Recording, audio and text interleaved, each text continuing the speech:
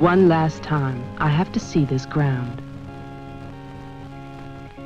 It's beautiful now, as if nothing had happened here. Soon they will tear down the main house, and then nothing will be left. Nothing. Except what I remember. I grew up in the town nearby, where my father was the mayor, and where this house stood, waiting for me. It was built by Wilfred Butler. We had never seen him, and he never lived at home. Until the day before Christmas in 1950, he finally did come back. For the last time.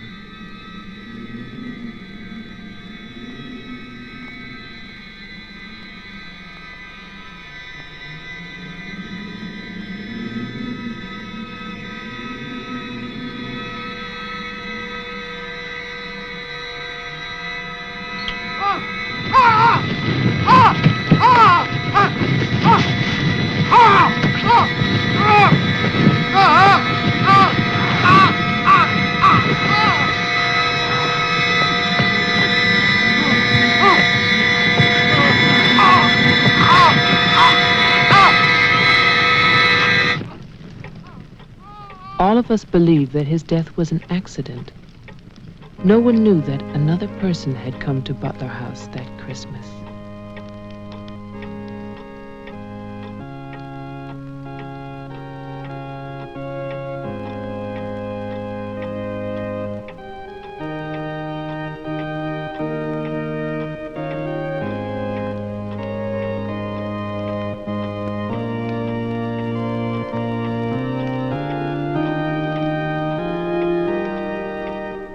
As Deputy Coroner of the County of Arlington, State of Massachusetts, I hereby find, upon evidence of an autopsy conducted by the medical examiner of this county, that the deceased, Wilfred Butler, died as a result of burns inflicted accidentally upon himself on his own premises during the afternoon of December 24th, 1950.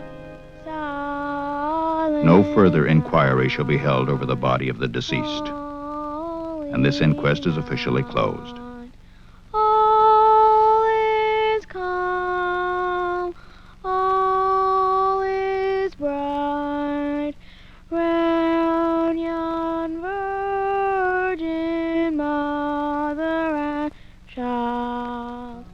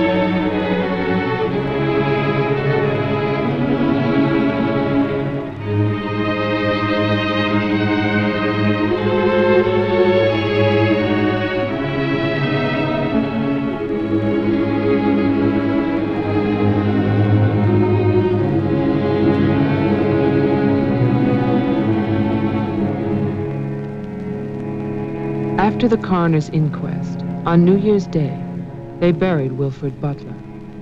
There was no one there to mourn him. It was the funeral of a stranger.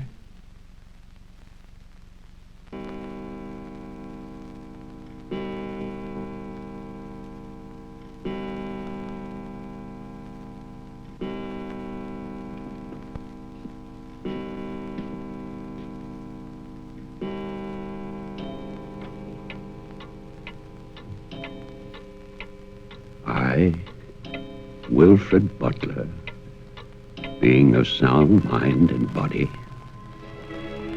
at least what the world considers sound, do hereby leave my house and its grounds and all personal effects within that house to my only surviving relation, my grandson, Geoffrey Butler.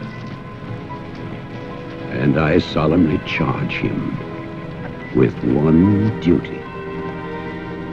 Let him leave the house as I left it, standing untouched to remind the world of its inhumanity and cruelty. For 20 years, that house lay empty, exactly as Wilfred left it. And then, last year, rumors began that it was finally being sold. The newspaper story traveled through the county to a state hospital for the criminally insane.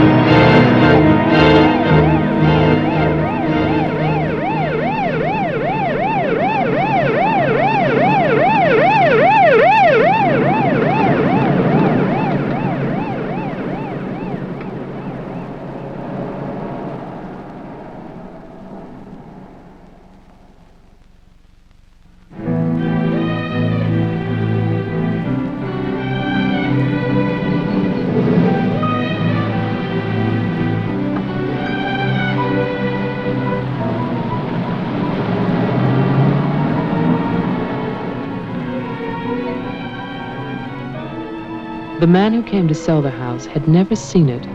He was a lawyer from the city, just doing a job and enjoying it.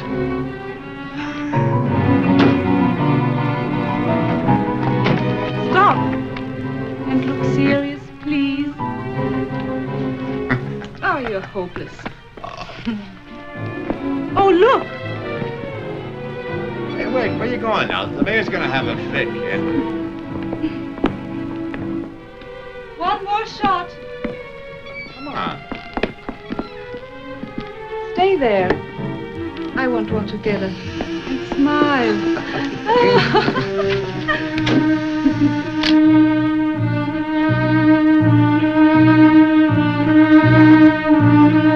For all the news as it happens, stay tuned to WLIX, your voice of the Northeast. This is Roger Fowler with local stories. First, today's headlines. A warehouse fire still rages in Elizabeth. Police suspect arson. That escaped inmate at Margaretville State Hospital still at large, still hunted by state police. And over in Roxbury, the city passes a controversial housing code.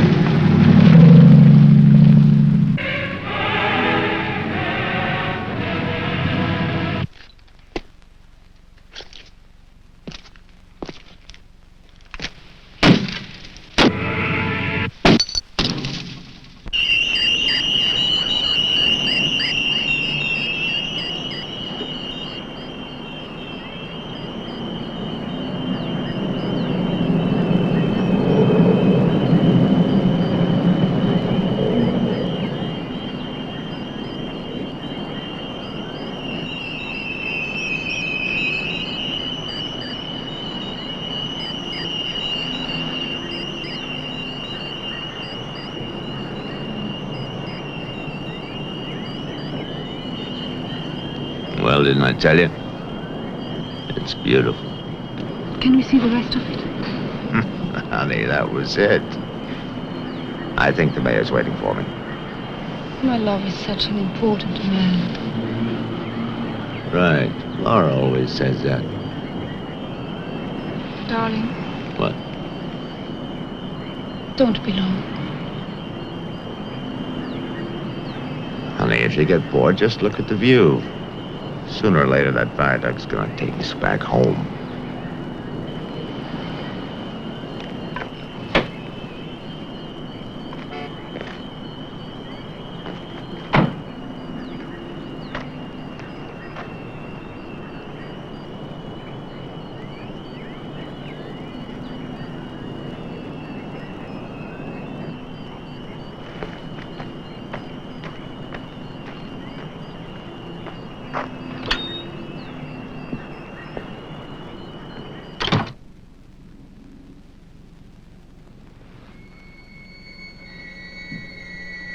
Mr. Carter. Mr. Mayor.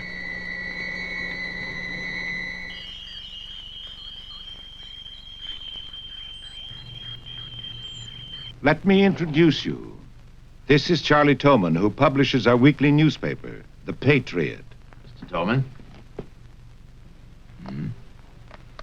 And this is Tess Howard. How do you do? She operates our switchboard. Oh, really? We call her the communications director. And this is Bill Mason, Mason. our sheriff.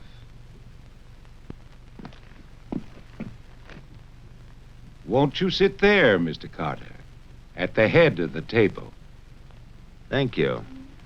I didn't expect to meet you all together. It's quite a reception.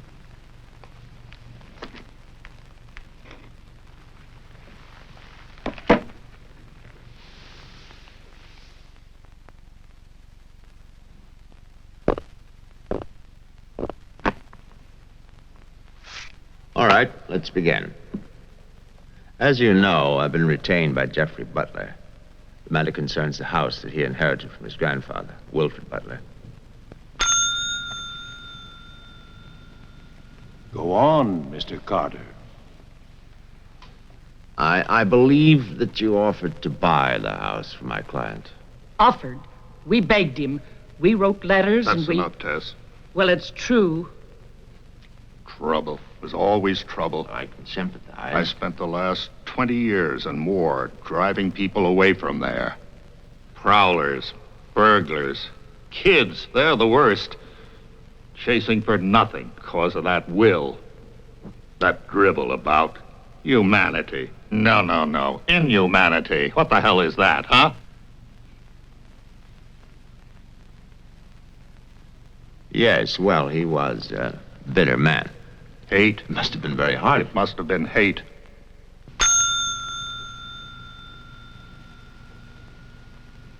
That man hated. Well, some people are like that.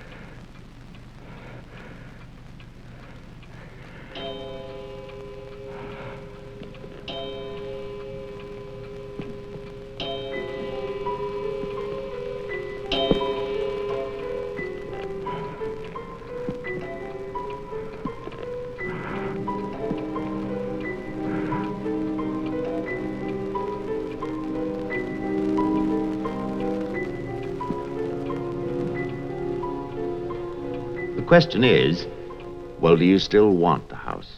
Are you offering it to us, Mr. Carter? Exactly. Why now? Well, that's Mr. Butler's business, isn't it? You know we're not rich. Most of us came here during the Depression. But we love this town. It's our home. And naturally, you want to improve it. Exactly. My client understands that, and he fully sympathizes, and he's willing to sacrifice the house for $50,000 in cash by noon tomorrow.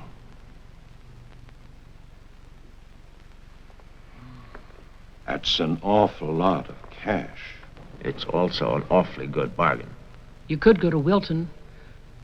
You could go now to the bank. Am I clearly understood? All that cash.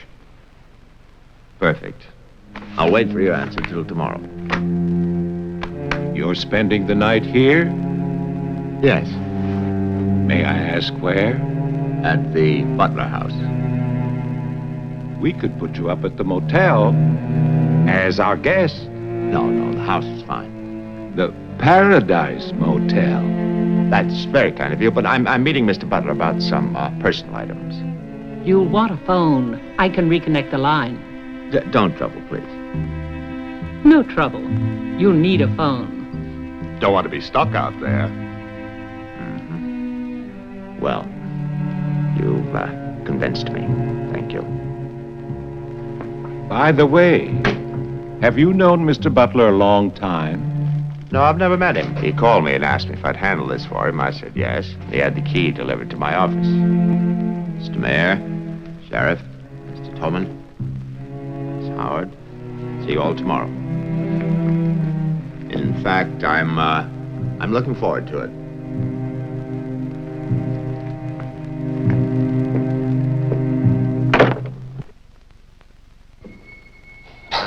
Slick, really slick.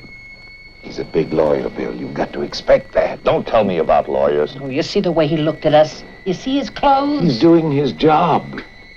Just don't tell me about lawyers. You know what I'd like to see? Two of them like that one talking to each other. Neither one of them would know what to believe. I love you too. Honey, when I get home, I'm gonna have a nice surprise for you. Oh, no, I can't tell you what it is now. It wouldn't be a surprise, now would it?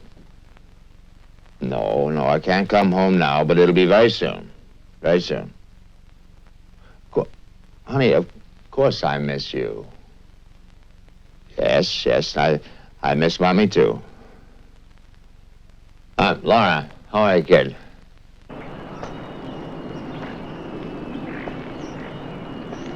So I'll call tomorrow. No, I want to call. I want to talk to Jenny. Yeah, well, as a matter of fact, I'm having a fine time. Well, same to you, darling. What do you mean, hostile?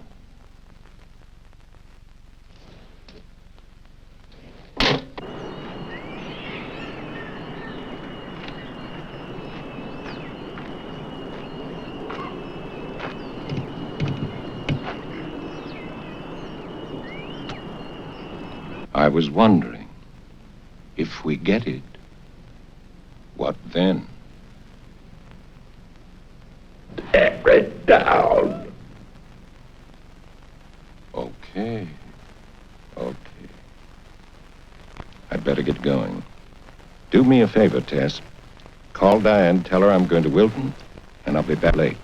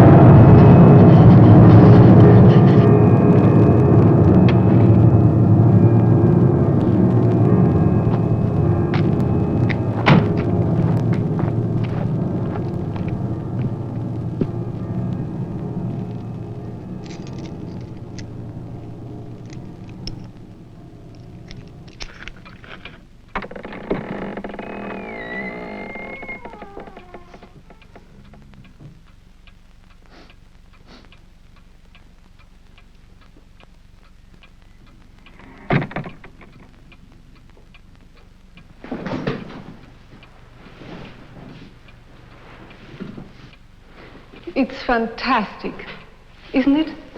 Yeah. Butler wasn't kidding. Nobody's lived here for years. That would be such a waste. It's his grandfather's monument. You know, there's a caretaker who keeps this place just the way he left it. What kind of monument is this? Well, that's the trouble. Nobody remembers anymore. That's what usually happens in America. I remember this. And he walks with me, and he talks with me, and he tells me I'm his own. And he walks with me, and he talks with me, and he tells me I am his own, and the joy we share as we tarry there. You're not serious. I used to hear that at funerals. At funerals? Yes. When I was a kid in Chipley, Georgia. There's also Chipley, Florida. But they have both been subsequently eradicated from the map. None other has ever known.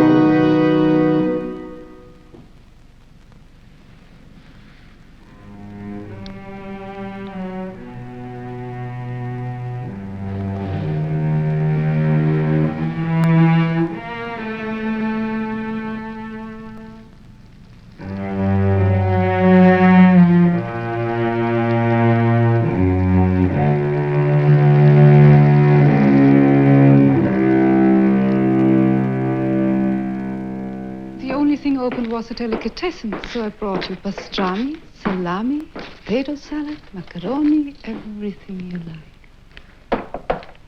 I'll have bologna and macaroni. No, some of that potato salad. Did you pick the wine, too? The delicatessen man took a personal interest in its selection. Oh, well, we got lucky again. That's early 1970. That's hard to come by. Can I have some, too? Of course you may.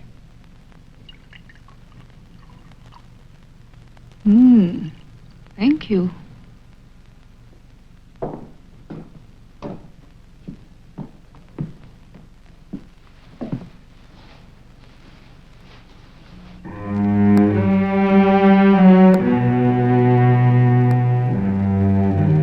It must have been wonderful.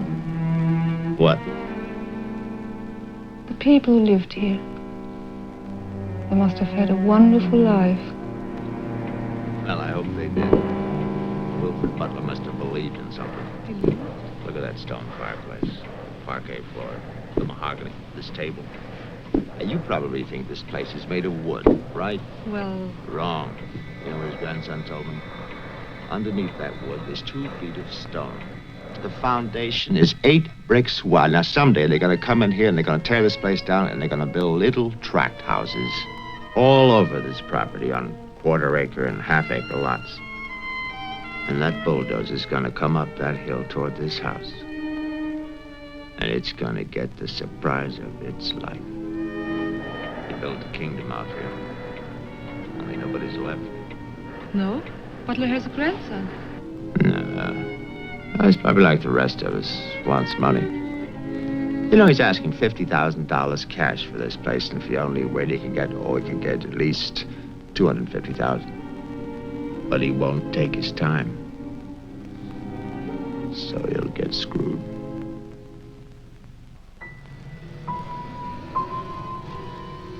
Do you want to go upstairs now? Soon. You know, one of the great pleasures in life is the pleasure of anticipating pleasure. Isn't it? We are very close now, aren't we? Sure, honey. Very close.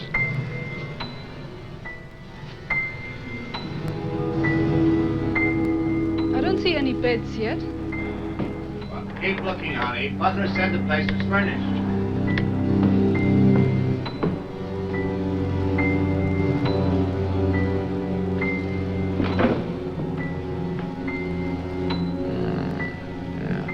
It's furnished.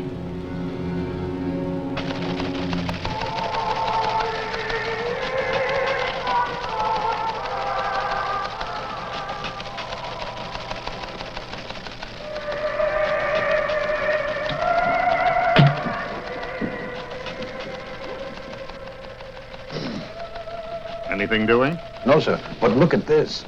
More football, huh? Look how they smeared that quarterback. Look at his arm. Got no time now. Oh, Tess. How about that telephone up at the Butler house? Is it working? Well, try it now. I'll wait.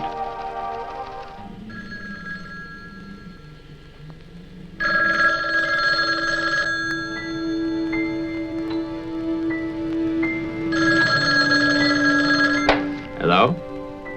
Oh, yes, Miss Howard. Yeah, the phone's working fine. Very nice of you to call. Thank you. Good night. Honey, I'm going down to the car to get some cigarettes. Be back in a minute. Okay. Don't get lonely. No.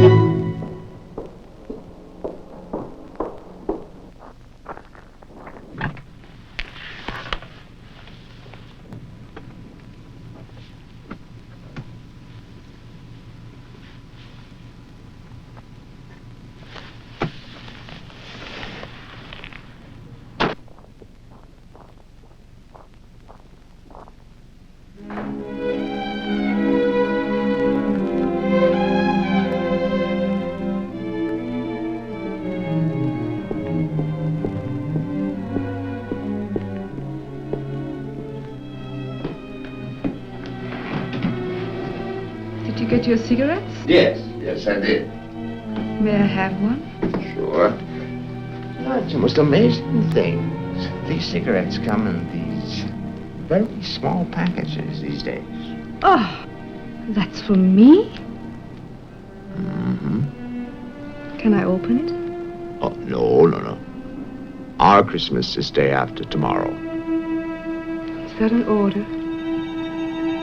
Yes, ma'am, that's an order.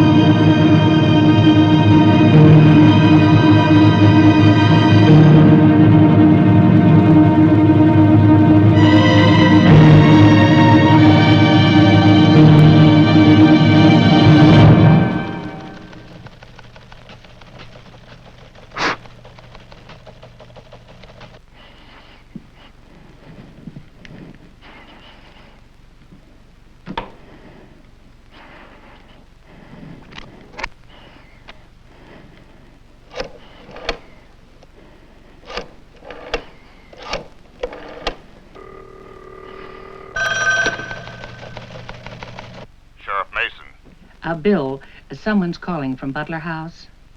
Okay, put him on. Go ahead now. Mr. Carter? I'm not Carter.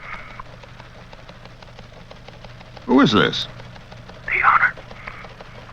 Butler. I'm worried, Sheriff. Carter's not here. Speak up, I can't hear you. I can't. I'm sick.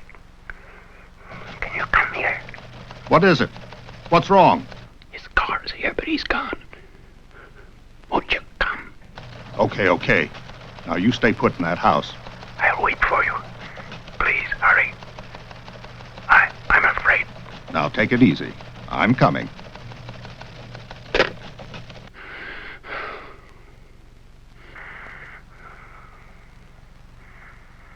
Mr. Butler, are you done? Tess, I've come back. What's that? Tess, I want to see you again. Hello? Who is this? You know me, Tess. It's Marianne. Tell the mayor. Tell them all. I'm waiting in my father's house. Tess, it's so lonesome here. Don't be long. Hello? Hello? Hello?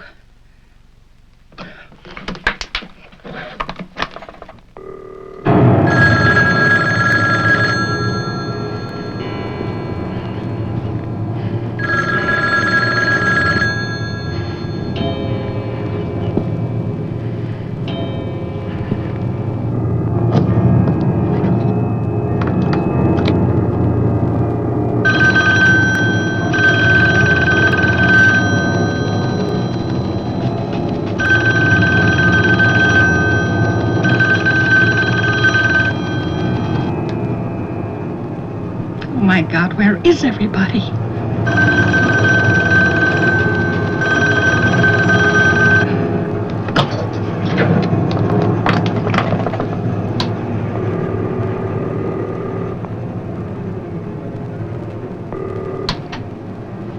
Hello?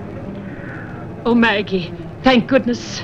What is it, Tess? Something's come up. Something urgent. Can you start early? Oh, honey, I'm watching TV. Maggie Daly, you get yourself over here. What is it? Just get moving, Maggie. Just please hurry.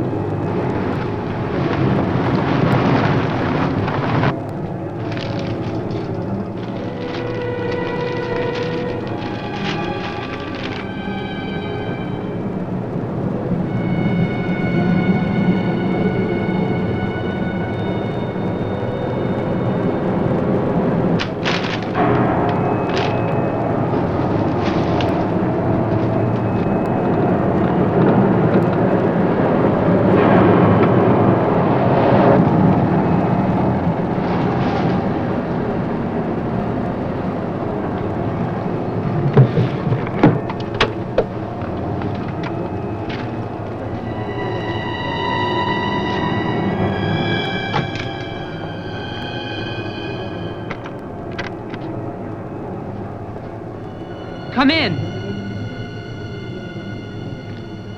It's open. Okay, mister, that's far enough. What do you want here? Mayor, Try again. My father's not home. And don't move.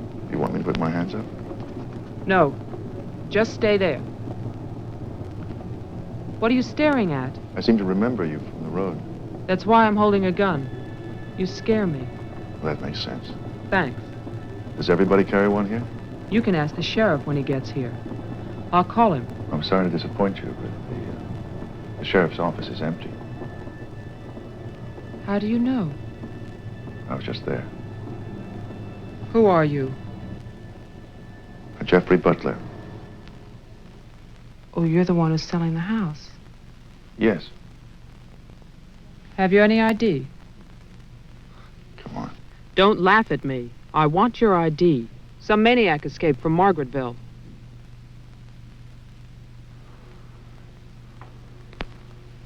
Okay.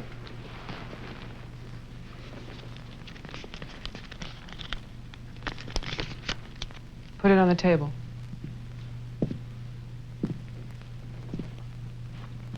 Now go back.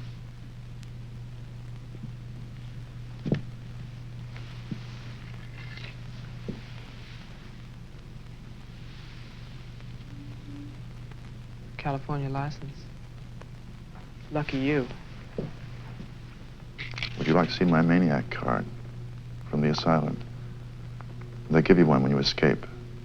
There's a big scarlet M on it so people won't get confused. Okay. Look, I'm sorry about the gun. My father's in Wilton getting your money. All I want to do is to get into my house. The sheriff's deputy might have a key. He's about the only one I know of. Well, where's he? You go down the road about 1.5 miles till you come to a white house with a white fence, and then you can't miss it. Thanks. That's okay. Merry Christmas. Same to you.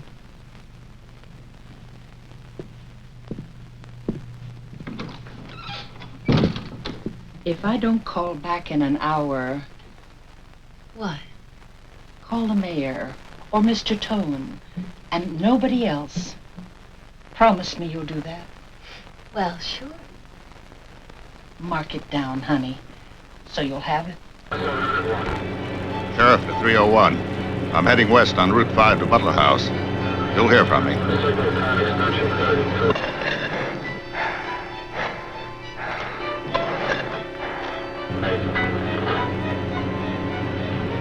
What the hell? What's that light out there?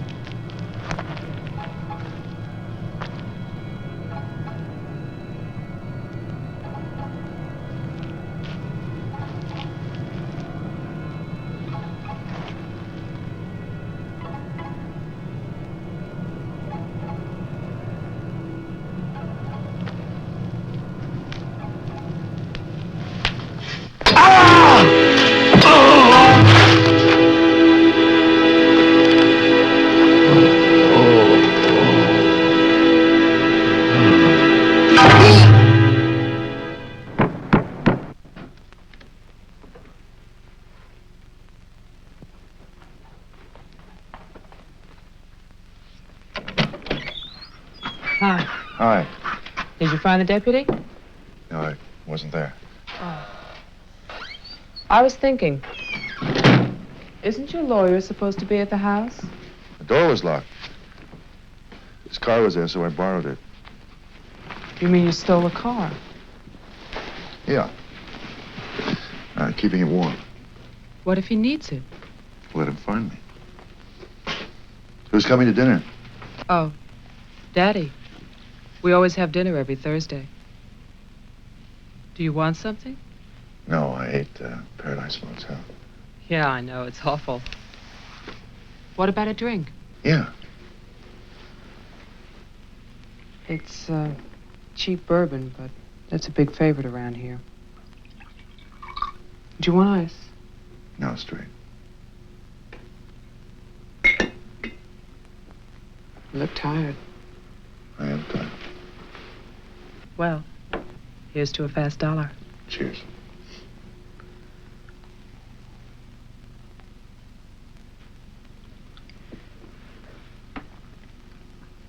Why did you decide to sell the house? Needed the cash. After all these years? I need it now. Huh. What's it like on the inside? You know, I've never seen the inside.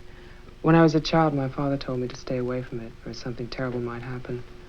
Sort of like a haunted house. I haven't seen it either. You're going to sell it and you've never seen it? Yeah. I don't know. It's too bad. It's about the only place to see around here. Oh, I forgot. Someone keeps calling with a message for my father. She says that she's waiting at your house. In the reception room. What woman is waiting in my house in the reception room? Oh, I don't know. It's not a voice that I know. I better go out then. Can I come too? What for? I'm pushy. I suppose you'll be going back to California soon. California? You said you lived there, remember? No, I'll be traveling. Jeff, look. It's the sheriff's car.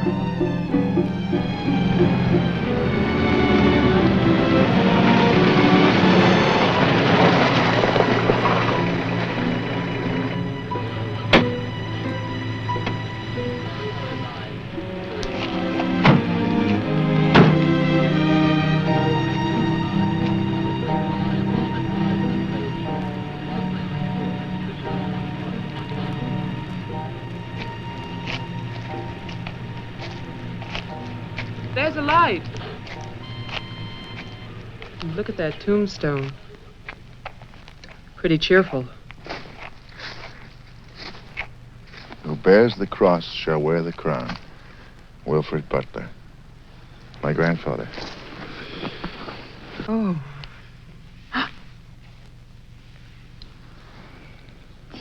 Someone left their sunglasses in the snow. They're the sheriff's. My lawyer's missing. So is the sheriff. You get strange phone calls. And now someone's fascinated by my grandfather's grave. Let's get out of here. You still want to go to my house? Yes. But I don't want to go alone. Listen. I'm not nervous. Well, of course you're not. Oh, it's the cold. I'm shaking from it. Let's get out of here. Okay. We'll get help in town. It's 10 minutes' drive.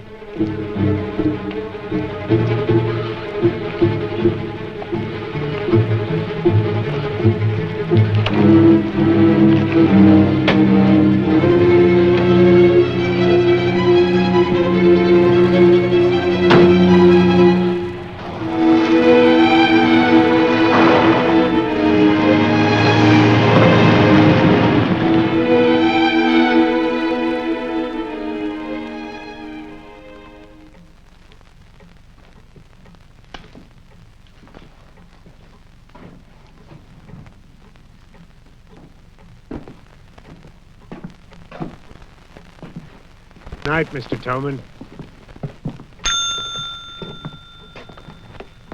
Have a nice holiday.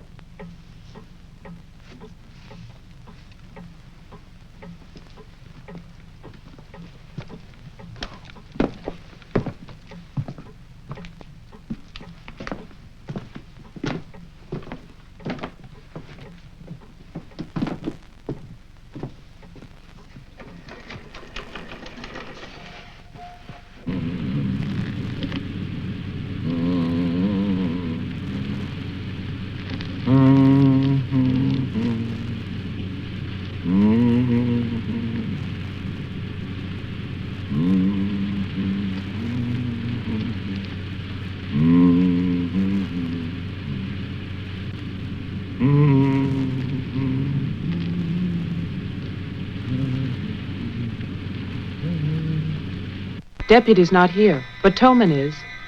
Who's Towman? Come on, you'll see.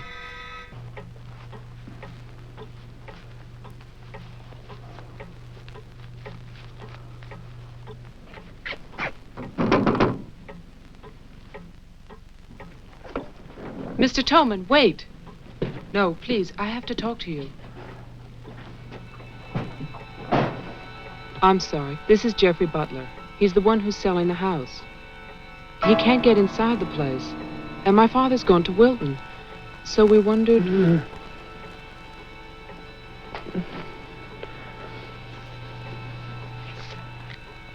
Anything wrong? He'll tell us. Tess has gone to his house. Why would she go there? I don't know. Anyway, she won't get in. You say it's locked. He says she hates the place. Would you like to drive there?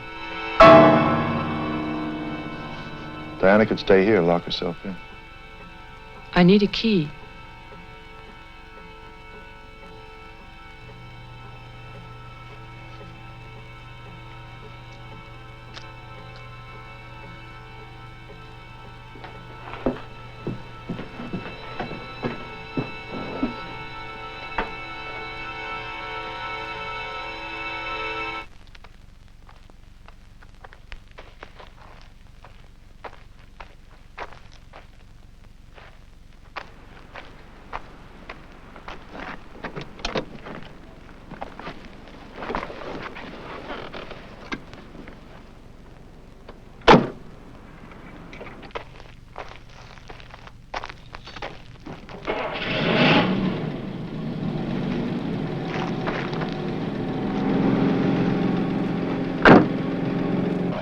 This isn't my house. It's Tess's.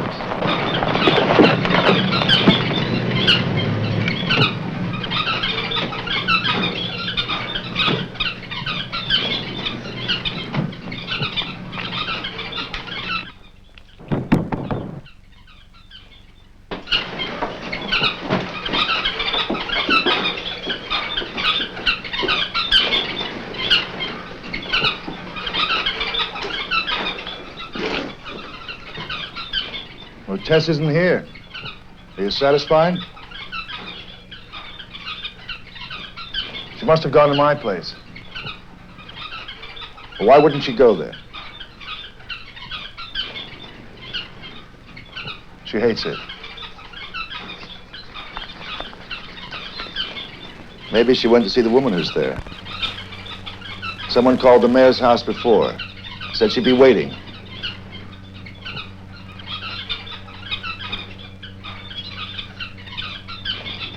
What is it?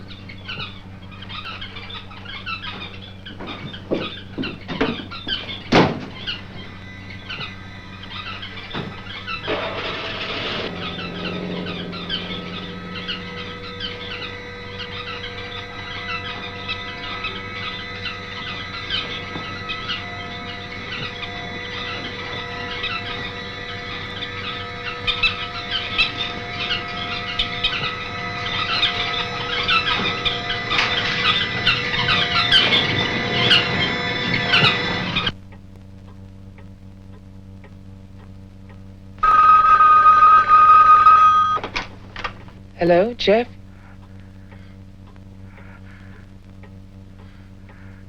Hello? Is anybody there? Who is this? I'm Diane Adams. I spoke to you before. Bring your father to the house. This is Marianne. Tell him I have the diary. I'm waiting. Who are you? You'll know. Christmas Eve, 1935. Hello? Hello?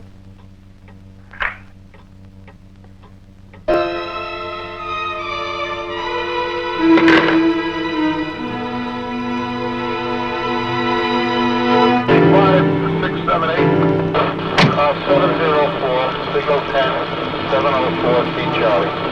704, signal 10, 704, C Charlie.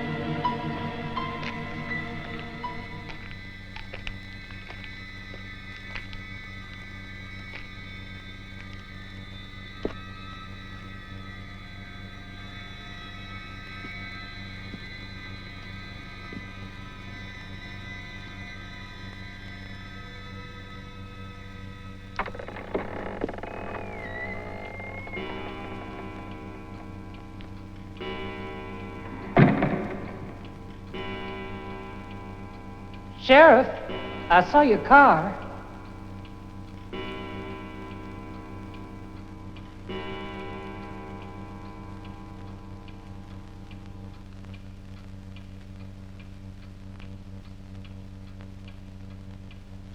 Bill? Is that you?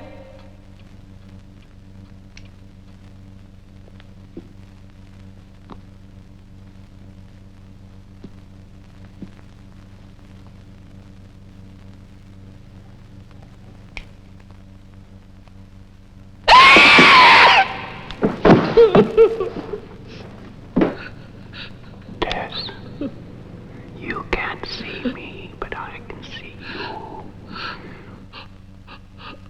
Oh, yes, I remember that face. You're older now, and fatter, but still, Tess. And you're frightened, aren't you? Don't be afraid. I want to help you. Take my hand. Take it, Tess.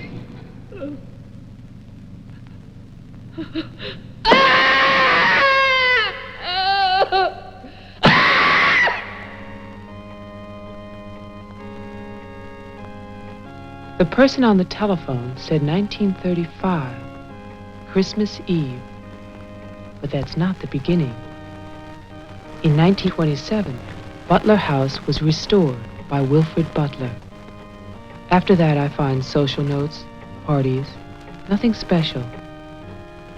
Then, in 1930, Butler's wife, Catherine, dies of tuberculosis. In August 1933, it starts. Wilfred Butler's daughter is cruelly attacked and raped. Her name is Marianne, the same name as the caller who left those messages tonight. She's 15 then. On May 2nd, 1934, Marianne Butler gives birth to a son, Jeffrey Butler.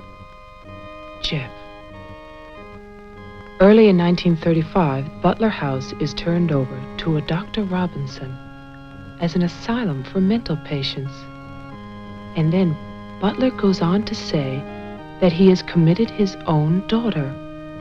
Marianne will live at the asylum. There's no end to this story. It's been carefully cut out of all the papers. Why would Towman do that?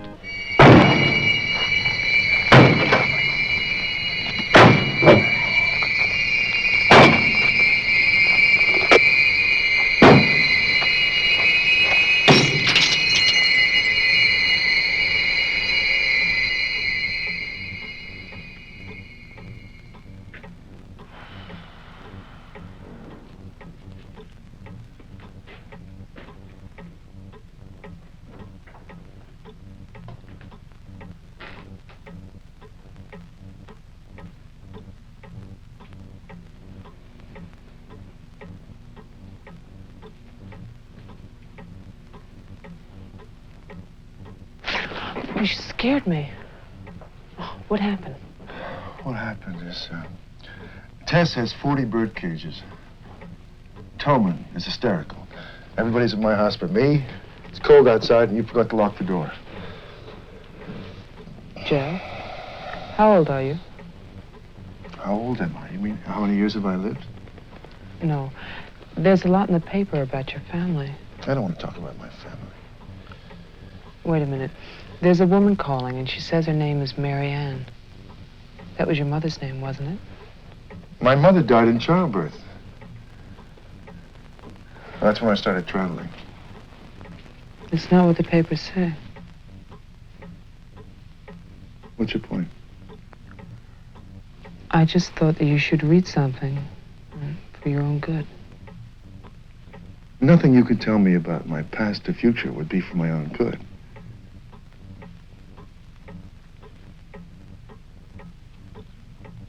Where is the paper? It's on the table.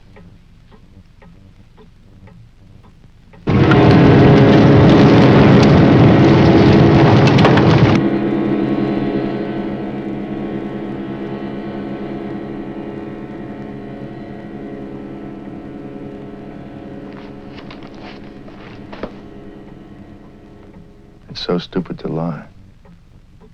I missed the whole event. Jeff, maybe your mother's still alive. Maybe she's waiting for you at the house. I don't know.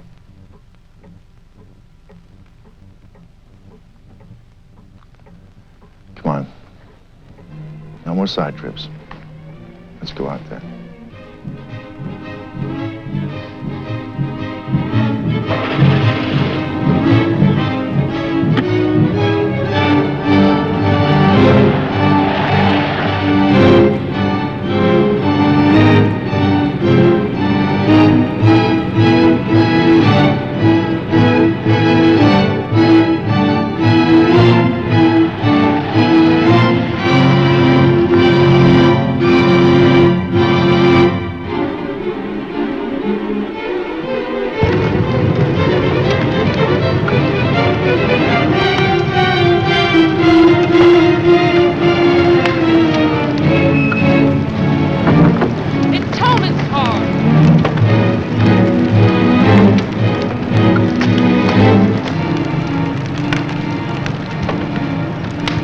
It's empty.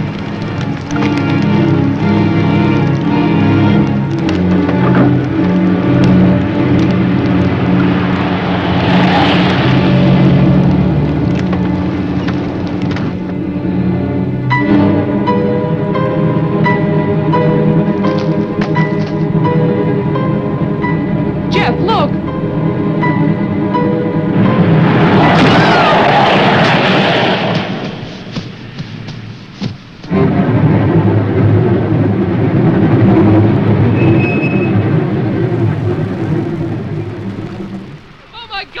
Stay back! It's Towman! Stay back!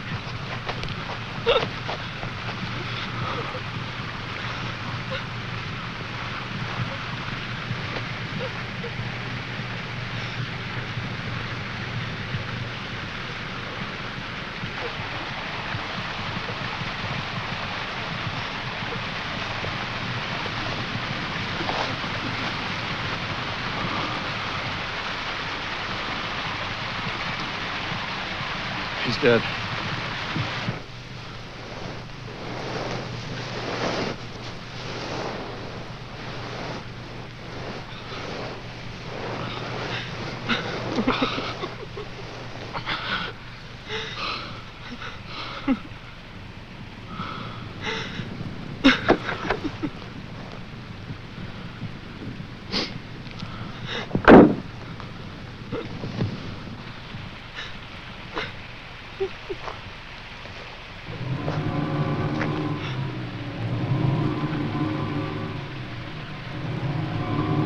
His hands. Somebody cut off his hands. You killed him. You killed Towman. He's asking for help. You killed him. Get in the car.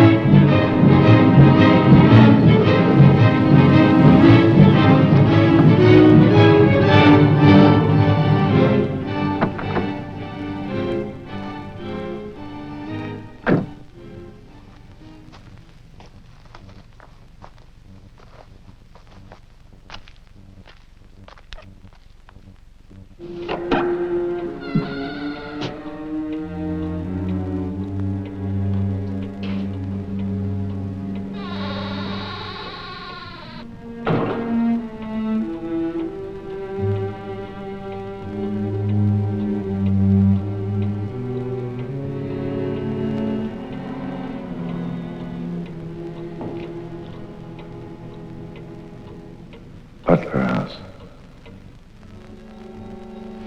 The keys. He took them.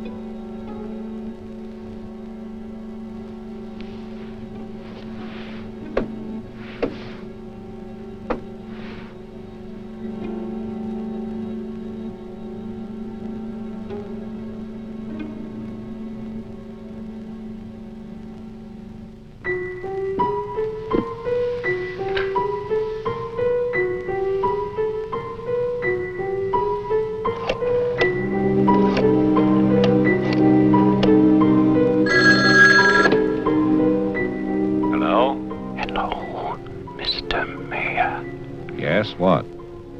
This is Marianne Butler. I'm calling from my house. Won't you come over here, Mr. Mayor?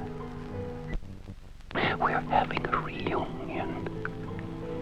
Everyone's here, even your daughter.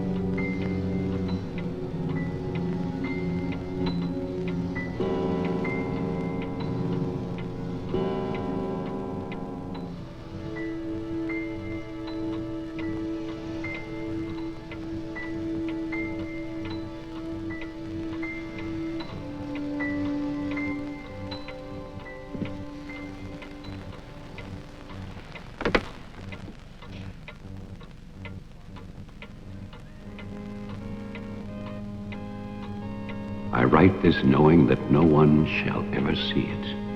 Not my beloved daughter, or even my grandson, Jeffrey. I write for myself in the hope of forgiveness, if that is still possible. And I write for you, Marianne, whose youth and innocence I have destroyed.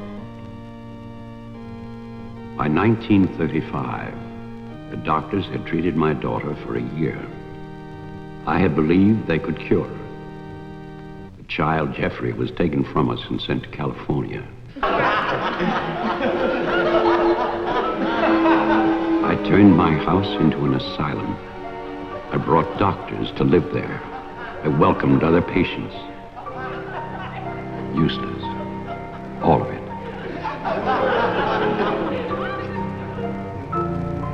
I remembered what she had been.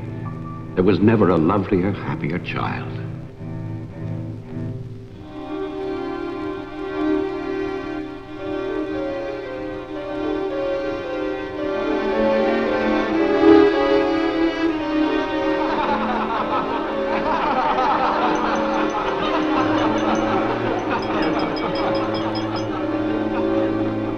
Ladies and gentlemen, quiet, please. I propose a toast. Doctor, please. By Christmas of the first year, I knew that I must act, not for myself, but for my helpless child. Led him to create this institution. Our friend... I had no plan. All I knew was that I must take her from these men with their promises, their lies. Shall we?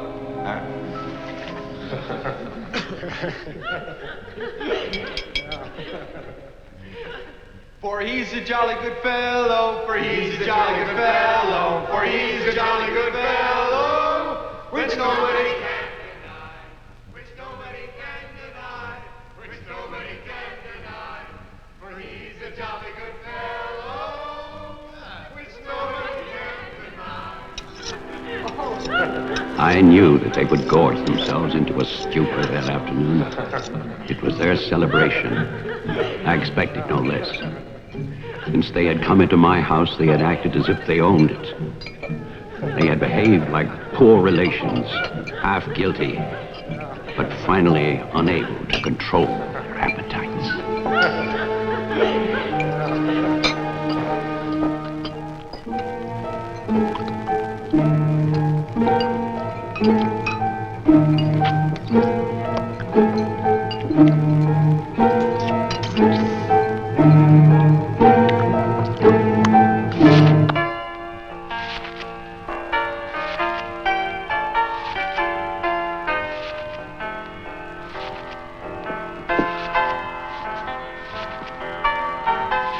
After dinner, they danced and drank as they usually did.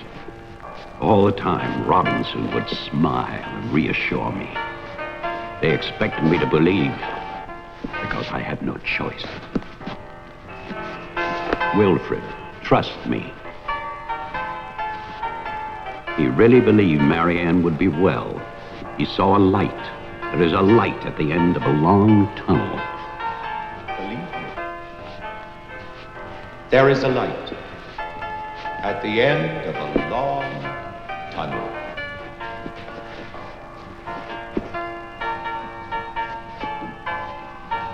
Stay here, Doctor. I'll get more champagne. He was ready. I knew it. Drunk and fat and full of his own importance. I left then.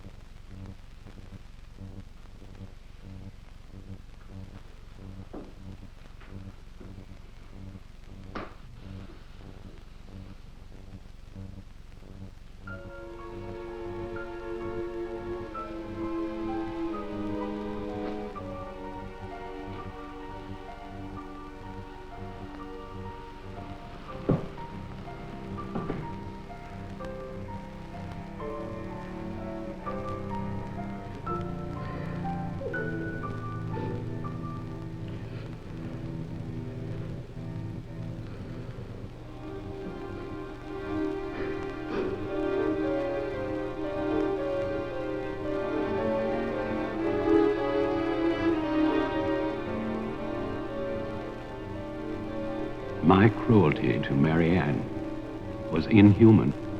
I know that. I had loved her. I had fathered our child, Jeffrey. I had brought her to this. But I swear that on that afternoon, all I wanted was to save my child.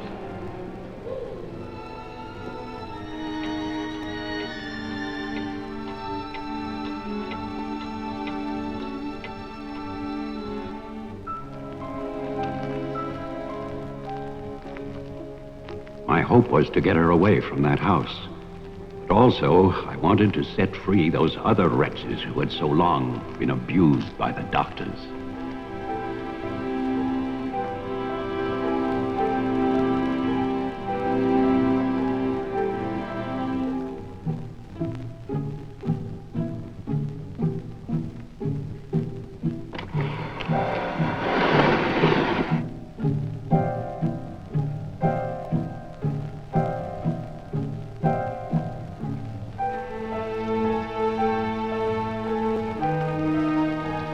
I knew what they might do if these inmates were freed. And this is my guilt. I knew, and still I freed them.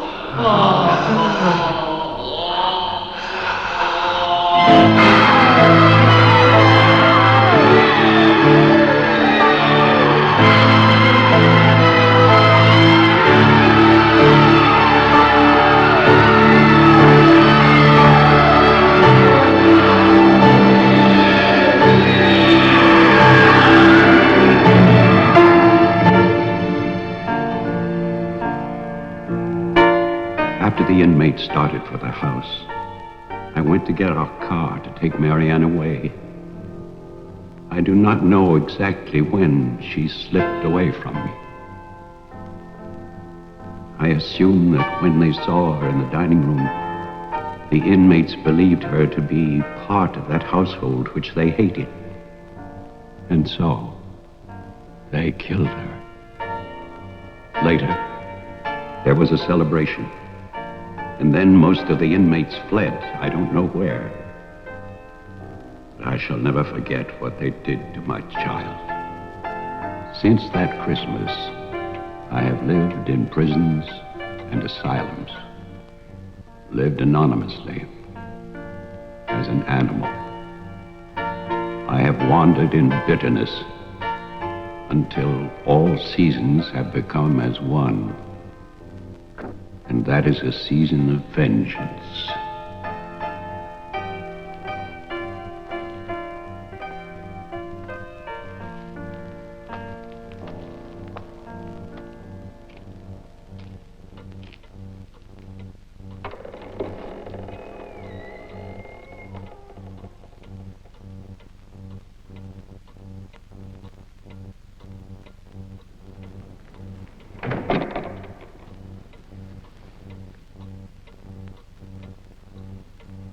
Jeff.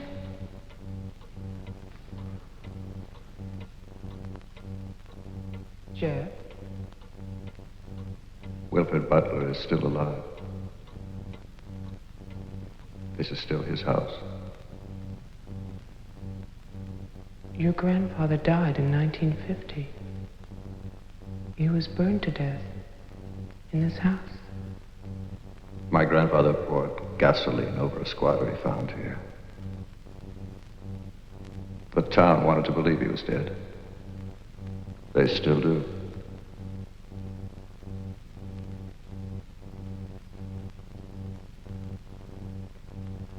This house was an asylum. There was a massacre by the inmates. Tess, Towman, the sheriff. Your father. No. All inmates. They killed my mother in this room.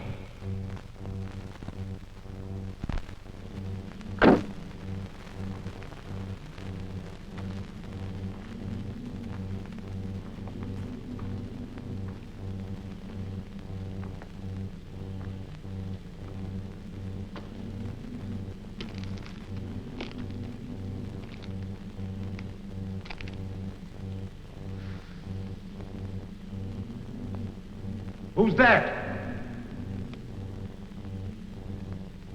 Who's there?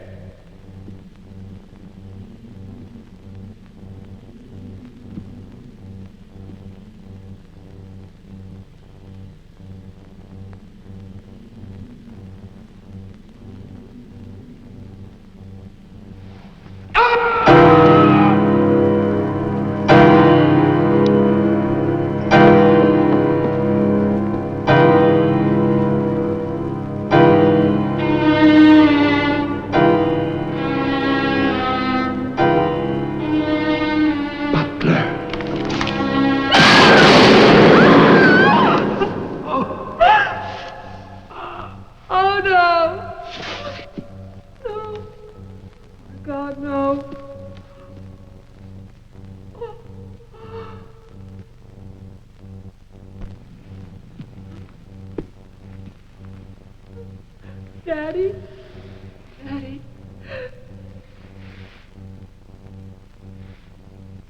Diane? Jeff? Jeff? No. No. Jeff, why? Why? Sorry. Marianne.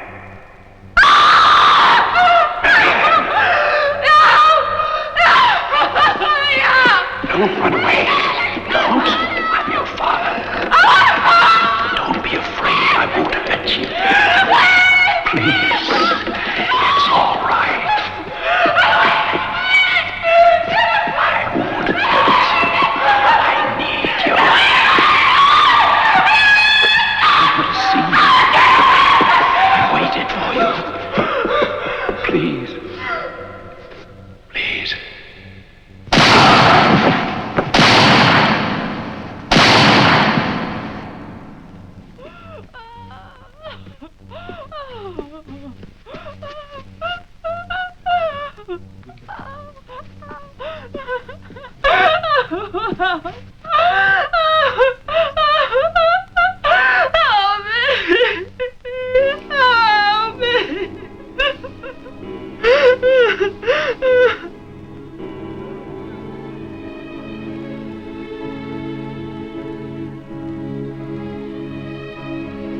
I spent that night weeping. By morning, there were no more tears.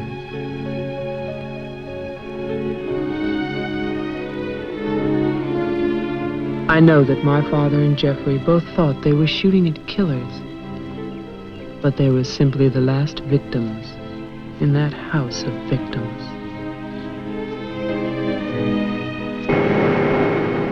And now, a year later, they will tear down Wilfred Butler's monument. But they can never destroy my memories of what happened here.